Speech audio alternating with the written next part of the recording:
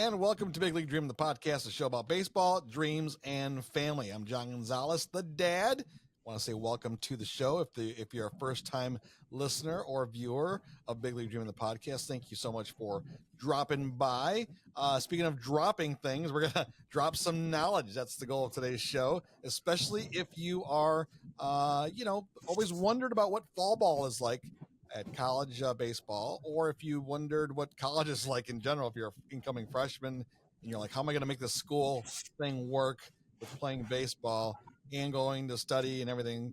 And joining us on the show is two of the three sons that are part of the Big League Dream podcast. Joining us is son number 2, the middle child, Ty Gonzalez. Ty, how you doing? I'm doing awesome. So excited to chat with you guys and reminisce on some college baseball for me because it's been a long time since I've been out of the game. It's been a few years. Yes, it's been a few years since you played, but I mean, a lot of it's the same as well. Well, let's talk to son number 3. His name is Zane Gonzalez. He's based in South Bend. Zane, how you doing? Doing well. Excited to be back on. Yeah, it's excited to have you there. Son number 1 couldn't join us today, but he also has a lot of college experience as well. But I guess we should start with you, Zane. College season wrapped up not too long ago with the College World Series, but for those getting ready to go to school this fall at colleges all around the U.S. And playing baseball, this is probably a little stressful for some of the players, especially for the incoming freshmen. They're not sure what to expect. Some schools have pretty extensive programs in the fall. Some play just weekends. I mean, everyone does a little different thing, I guess, depending on what level, right? Yeah, I mean, I think fall ball really varies on level and pretty much each school. Like, junior colleges are going to run their falls definitely a lot differently than 4-year schools because a lot of those junior colleges, that's a big time for guys to put film together and go get seen in front of others, in front of 4-year schools. So a lot of junior colleges play a bunch of games in the fall. 4-year schools are definitely differs by level.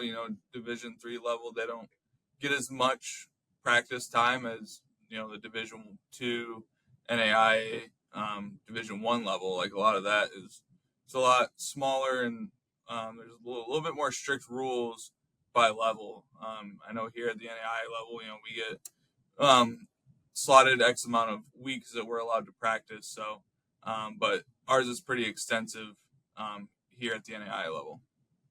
Well, we'll talk more about the NAI level because that's what you're doing. You're the associate head coach at Indiana University at South Bend. So we'll talk more about your program and what you're preparing for. But I think I really want to focus on, regardless of what level you're going to, is you do, especially for those freshmen, you do have to prepare of what it's like to be a student and an athlete. They always say the cliche, the student athlete, student comes first, right? I'm curious, Ty, what do you remember about your college days? Because you played at Kalamazoo Valley Community College for 2 years. I'm sure that adjustment going from high school hot shot to summer ball, and then all of a sudden you're plopped there with some pretty competitive players and teammates.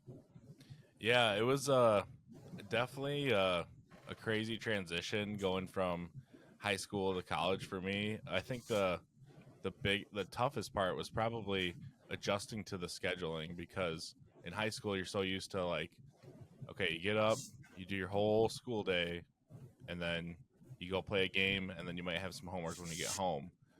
But for college, it's so much different because you might have a Monday where you don't have any classes and you have a workout. Then you might have a full day of classes on a couple days. You might have some night classes. So I think that was probably the toughest part for me, is being like, oh man, it's 6 o'clock now and it's Wednesday. I have to go to a 4-hour night class after this scrimmage. And it was just, that was really tough to adjust to for me in the beginning of fall ball. Did your school schedule the classes for you? Did you just show up and tell them what you were interested in? Or did you actually have to go through the whole process and make sure the classes that you had didn't conflict with your fall baseball schedule? Yeah, from what I remembered is like they kind of gave us the baseball schedule and when our practices would be and when games would be. And they would say, don't schedule classes during these times. Go work it out with your academic advisor and tell them, these time slots you really can't have classes. I think they were more lenient in the fall, and Zane, I'm sure you know more about this than me, with classes, and if you have to take some of them, and okay, I can't come to this workout or not, like but I think they kind of gave us like an outline of what times we should be taking our classes. I mean, is it really like, I mean, Zane, is it when you're an incoming freshman like that and you're preparing, you're talking to your academic advisors and you're talking to your coaches and you're trying to figure stuff out? I mean, what has been some of the athletes that you've seen are the most successful ones that make that transition? What do they do that makes them successful? I mean, I think the part that makes the transition a little bit easier is just, finding a routine and kind of sticking to it. The time management is such a big part of being an athlete at the college level, because like Ty's saying, like you're gonna have, maybe you'll have a morning lift, then you'll go to class, then you'll go to practice, then you might have a night class, like, or you gotta go to the library and log hours for study tables. Like, there's a lot of stuff you gotta juggle from day to day, on top of trying to get better and compete for a spot. So I mean, there's the big thing is just time management and learning how to do daily tasks. Like, for the hardest part for a lot of kids is, a lot of these kids it's their first time away from home, right? Like, they don't have mom and dad there to, I get home and food's ready for me. Or, it's very easy for college kids to just, hey, let me just swing through the drive through. But, if you want to get bigger and stronger, you're going to have to kind of plan out your meals a little bit ahead of time, and what you're going to eat, how you're going to put on muscle. So time management is a big thing. And we try and do a really good job here of educating guys and putting them into good habits early on. Like, we require all of our incoming guys, transfers, freshmen, anyone new to the program, like, we start them all out in study tables in our tutoring center, just to kind of show them, what's available to them on campus. It helps them get in a routine, and kind of carve out time to do their schoolwork. So then, if they're no longer required to go, now they've created some good habits moving forward, and how to carve out that time to be able to commit time to their studies as well as what they're doing on the field. I'm curious because at IUSB, it's a 4-year NAIA school. You do have your transfers coming in. What do you do to help those younger players? Do you give them mentors? Do you have a session where you get the upperclassmen to meet with the incoming freshmen and the transfers and kind of give them a reality check of what life is like and how to be successful? Or do you just let them, maybe just talk to the coaches? I think early on is you kind of have you have an overarching meeting with the entire team of setting the expectations, and it's pretty easy to tell from a coach's vantage point of, when kids are kind of struggling with certain things. And you got to be able to go up to those kids and have those conversations of, hey, I noticed, your grade in this class has gone down back-to-back grade checks. Like, what's going on? Why are you struggling in it? Is it hard? Is it too much for you? What do we got to do? Do we got to set you up with a tutor? But I think it all just really comes down to, the leadership that you kind of put in place day one, and what you kind of show to these kids of the importance of everything, ranking your priorities, and making it kind of the utmost importance, because, at the end of the day, these kids are here to get a degree, and, they just get to play baseball on top of it. Baseball is kind of a bonus, but, we always tell them if we got to take baseball away, we'll do it, because we know that's going to be your reality check to kind of get stuff in order and in line. This is your chance too to see some of the people you've recruited, right? So it's a chance for you to, like, okay, I got to value. You're evaluating players, you're mentoring players, you're the dad, you're the coach, you're the friend. You got to be everything, right? Oh yeah. You got to wear a lot of different hats as a coach, especially an assistant, right? Because assistant, like, you kind of got to be that guy they go to when it gets really tough, because a lot of these kids don't really want it. Like, sometimes they don't see it as kind of a weakness if they go to, maybe a peer, someone their own age, and they're struggling a little bit. But you got to kind of, be able to be stern with them, but also kind of have that good, healthy balance where if they are struggling, they're open to be able to come talk to you. As an assistant, a lot of them are definitely more hesitant to go talk to the head coach, like Ty can probably attest to that. Like, you know, if you're struggling, like you don't want to go to the head coach and him get mad at you. You know, that's just kind of the overarching like reality of how kids think. So being an assistant, like that's kind of your role, is to be able to be that person that they can kind of go to whenever they need anything.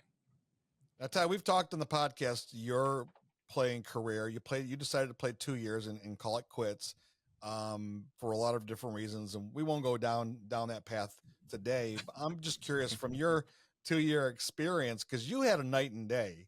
I mean, freshman year, you didn't play much. You practiced like anyone else. You worked just as hard, if not harder than anyone else. It wasn't until year 2, after a few weeks into the season, that you finally got your chance and made the most of it. But reflecting back on that first year of ball at Kalamazoo Valley Community College, what is there anything that you remember like holy cow, I've got to work harder than ever before, because right now I'm being pigeonholed, right? And because you come in where they think you're going to be, and you got to show them you can do more than what they think you can do. Yeah, I mean, day one is when I realized, okay, I need to step up my game. This is no joke. I mean, it was just it wasn't even a practice or anything. It was just a bunch of guys on the team, sophomores that kind of had apartments by us, and they're like, "Hey, you're on the team. Okay, let's all, go take BP and hit some grounders and stuff." And I was like, "All right," went with all these upperclassmen, sophomores that have been there for a year, and they're all like super fast, throwing super hard, hitting balls out of the park. I'm like, holy smokes! All right, I'm gonna have to bust my butt here if I even want a chance to play. I think the biggest thing for me, though, the first year was just taking a step back and accepting my role as just kind of being the bench guy, the bullpen catcher, or anywhere the team needed me, like go warm somebody up or whatever, go hit some fly balls to someone. I just kind of, that was the toughest part for me, coming from high school ball. I'm the guy, I'm the top guy. I'm in travel ball, playing every position, playing for multiple teams, just always playing, to going into freshman year to like not playing. It took a little bit of time to just accept that, but I think once I did, it was the best thing I could have done, because I learned a lot of different things from the outside looking in, and I think that's what gave me more opportunities than other players, is because I was willing to take the extra step and help the team out. Because in my first year, we were in the playoffs and we were starting to get a ton of injuries, a ton of people going down, and in the last game of the season, I was the guy who got thrown into the game out of the pitchers only to go play outfield, and I got an at bat too. And I think that's a test of putting in hard work. I think the coaches will see that, and that's ultimately, I think, why they picked me to go into the game out of all the pitchers. Like, hey, here's the guy that's been putting in all the work. Here's the guy we know who's going to give it his all. Let's go put him in the outfield. So I think if it's hard at first, if you're not the star, but you need to just kind of accept your role and learn from it. Zane, do you share some of those insights with your kids too, because they're coming in and someone's got to sit the bench? Yeah, I mean, I think what Ty's saying is huge. Like, there's only 9 guys that can play at a time, so like there's only so many spots. So, if you aren't that everyday starter in the field, you got to embrace your role. And like that's kind of what Ty's saying is, you might be a guy off the bench, you might be, at our level we get a courtesy runner, so like that could be a role. Like find a way to embrace it. But even if you're not one of those few guys that are going to be getting their name called off the bench for a pinch hit here, or defensive sub, or pinch run late, the big thing is not just like giving up and stop putting work in. Because like Ty's saying, coaches notice those kids that continue to put work in like they are the starter. Like they are one of the top guys. Like their name could get called soon, because you never know, it could. Like in Ty's situation, guys get hurt, guys go down. Like your name could get called, you got to be ready to go. So like that's kind of the big thing is teaching kids to embrace whatever role they kind of get. And it's not like roles are really assigned, they just kind of naturally happen over time. But coaches are going to go to those guys that they trust in those tough spots, when guys are hurt, when the team's struggling, like they're going to go to those kids that, you know, are there early taking ground balls or hitting in the cage, kids that want to stay after and get extra work, even if they're not playing. Those are going to be the guys that, you know, coaches are going to want to turn to because they see the work that they're putting in. They're like, look, I trust this kid because, you know, he's putting in the time and, you know, I know that he kind of deserves a shot.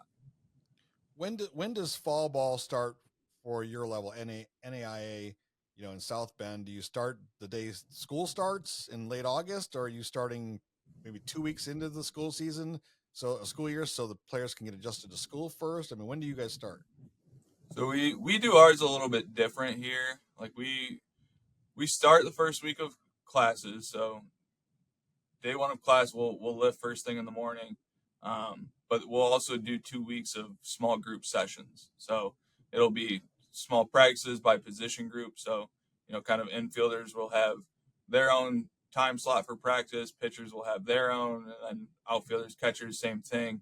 And we kind of do that to kind of ease them into it a little bit, so it's not super overwhelming out the gate for all the new guys where they're trying to come in. And, you know, we kind of can lay the groundwork a little bit easier and kind of make it smooth transition before we go to full team practices. And then, so we'll do that for a couple weeks. And then after that, we'll go full team practice for about 5 to 6 weeks after that with, you know, inter squads on the weekend, or we get 2 dates out of the fall where we can bring outside competition in and play against other teams, which is really good for us to be able to kind of play someone else. You know, you get a different uniform, different team in the dugout, actual umpires. So it's a different atmosphere. So you get to kind of see who can handle that a little bit and who's going to need a little bit more time to kind of ease along.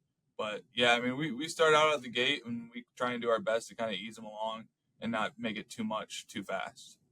Before we run out of time, Zane, any advice you would give to you know, first year players? I mean, we talked a little bit about, you know, accepting your role, you know, just working hard. Any other thing you want to add to that? I mean, what I would say would be is ask as many questions as you can. Like, ask, and not just coaches, like ask other teammates questions. You see something that a kid does really well at that you might struggle at, ask them questions, because that's when teams become really good, is when they have good collaborative environments and they can kind of feed off each other and they want to help one another because they know it's going to help the team. But the more questions you can ask, probably the better, because, you know, sometimes coaches fall into, you know, assuming kids are going to kind of understand what you mean when you're talking to them. But, you know, if a coach is talking to you and explaining something and you don't fully understand it, it's okay to ask, like, hey, like, what do you mean by that? What are you trying to say? Can you say it in a different word? Or ask a teammate, like, hey, what does he mean when he says X, Y, and Z? And then if it's a returner that's been there for a couple of years, they'll probably be able to help you out. Good advice. What about you, Ty? Yeah, I like that a lot. I would say probably get your classes in order, like stay on top of that. Make sure you have, like Zane was saying earlier in the episode, find like a routine, like get into a good rhythm of, okay, I have, like Zane was saying, time management. Okay, I have this amount of time after this practice where I don't have anything to do for a couple hours. Get ahead of your schoolwork. Don't let it pile up. Don't, because in high school you can kind of get away with it. Like, yeah, I'll do that report, you know, a couple days before or whatever. In college, you don't really have that time, especially if you're fighting for a playing spot. So just stay on top of the schoolwork. That's what I would say. Yeah, you stole my my number one tip was, you know, once if you start out on a bad foot and don't attend all your classes right away that first semester, all of a sudden you're clawing from behind trying to be eligible, you know, and then that kind of snowballs into the second semester. You're playing catch up, and all of a sudden the second year you're trying to make sure you got enough credits, you know, and maybe you're taking a summer course. You know, it starts to really snowball quickly if you start off on the wrong foot. I think the other word of advice that I would have would be to also live in the moment as well, because these are years you're never going to get back, right? Your freshman year is your freshman year, and then your sophomore year is your sophomore year, and before you know it, you're a senior and you're your playing days could be over if you're not going to make it to the next level, right? So you go into that year enjoying it, soaking it all in, living in the moment, but doing some of the other advice tips that you guys had. Definitely time management, working hard, being a good teammate, right? Being a good teammate and being there for your team no matter what. Those are things that are going to stick with you and carry you into the real professional world. So those be some of my advice tips for everyone there. Well said. All right. I like that. All right, guys. Well, I guess that's going to wrap up today's show. Ty, you want to give people some idea where they can find the podcast if this is their first time? Yeah, you can give us a follow on X, formerly known as Twitter, at BLD Pod. That's at BLDPOD. We're also on TikTok at Big League Dreaming. And wherever you listen to your podcast, Spotify, Apple Podcasts, Big League Dreaming the podcast, and of course here on YouTube, new episodes every single Saturday at 9 a.m. We'll see you on the next one.